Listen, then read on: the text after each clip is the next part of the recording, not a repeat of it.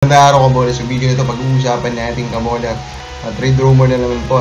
I-lista ko po yung top 5 forwards. So lagay natin na malaki po yung chance sa kabola na ma-trade this off-season kabola. And then of course, we will discuss what is happening in Gilas. So hindi pa nakasubscribe, baka pindot naman po yung subscription button. So malamang alam nyo na po, of course kabola, na ito nga pong si Scottie Thompson ay injured. Hindi po siya magiging available kabola, no? Dito po sa paparating po na FIBA classification window kabola, qualification pala. So with that kabola, kailangan po nila ng relyebo, di ba? Kaya makahanap po ng Gilas na mga magiging kapalit kabola. And dito siya sa article, sinabi naman dito, tinanayan na pala nilang kausapin sina Habando, Heading, Macho Right, Ray Parks kabola. Pero may iba't ibang rason kung bakit hindi sila makakasali. Ito pong si Wright because of visa issues daw sa kanyang Canada visa kabola. And then of course, ito pong si Parks, kakasayin niya lang ata ng bagong contract. While itong si Renz Abando kabola at saka si Jordan Heading kabola is because of their commitment sa strong group. Now, ang kagandahan nga lang dyan kabola is that ito pong strong group kabola, more than willing daw na ipa-loan kabola itong dalawa kabola dito nga po sa ating national team. And dito nga po sa sumunod po na article ng Spin, sinabi dito that they are willing kabola. And we should be happy with this type of development sa ating national team, diba? We know strong group is slowly but surely kabola crawling in terms po of their presence in the basketball landscape dito sa Pilipinas. The last few years, unti-unti yan, they are now making a mark kabola, and we are really hoping kabola that they will find a way to have a PBA team, kasi I think that will really make the PBA better kung nandun po sila. Pero overall, sila sumasali po sa mga international leagues kabola or sa national tournaments is para po ipagmalaki kabola itong Pilipinas. Kaya they are more than willing na i-loan po yung mga players nila for our national team. So it's a strong group, respect to them.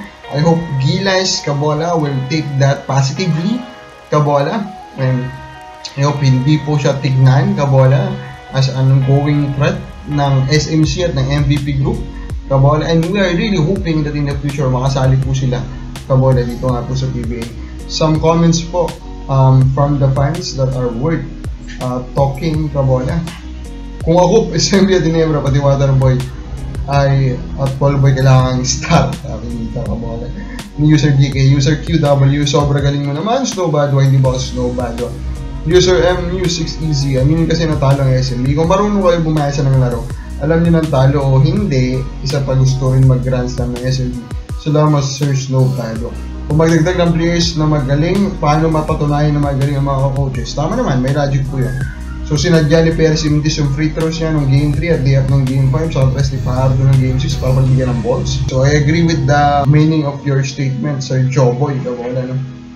So we really believe na wala pong nangyayari po na bigayan po ng games. I really believe na legit po yung napalalunan po ng kampiyonato, of course, na Meralco Bulls. Now ito na nga po yung top 5 natin ng players. So forward kabola, sa pagiging natin is pwede po ma-trade this off-season. Number 5 ko will be Sidney Onubere kabola. So bakit po si Onubere? So in the past few months, part po siya kabola ng different po kabola ng mga rumors. Ito pong si Sidney Onubere kabola.